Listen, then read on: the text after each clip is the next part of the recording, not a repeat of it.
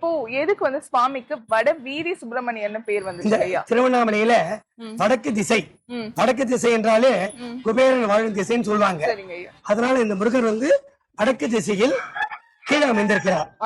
சில இடத்துல பாத்தீங்கன்னா முருகப்பெருமான் மலை மேலதான் இருப்பார். ஆமா. ஆனா இங்க வந்து மலைக்கு கீழே அடிவாரத்தில் இங்க அமைந்திருக்கிறார்.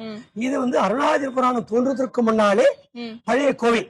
பழைய கோவில் பல்லால மகாராஜா காலத்துக்கு முன்னாடியே இந்த கோவில இடமாகப்பட்டது வடக்கு திசையில் குதிரைப்படையும் யானைப்படையும் அமைந்த இடமாக அமைகிறது. ஆமாங்க, இருந்ததுக்கு சாட்சியா நீங்க இப்ப வந்தீங்கன்னா கூட பலிபீடத்துல இருப்பாங்க, 2 பேருமே இருப்பாங்க. ஆமா. அப்புறம் இப்போ நீங்க உள்ள வந்தோனே ஐயா, நான் ஸ்தல பாடலும் கேட்டேன், ஸ்தல பாடல் விளக்கு உரையும் எடுத்து பண்ணீங்க. அந்த ஸ்தல பாடல்ல கொந்தாலும் மலை சோலை அப்படின்னு வருது. அந்த பாடல் வந்து இடம் பெற்றதுனால இது அருணாச்சலரோட புராணத்தில் இடம்பெற்ற ஒரு கோவில். ஆமா, அந்த அளவுக்கு பழமையான. ஆமா, அருணாச்சல புராணம் தோன்றதுக்கு முன்னாலே இந்த கோவில் இருக்கு.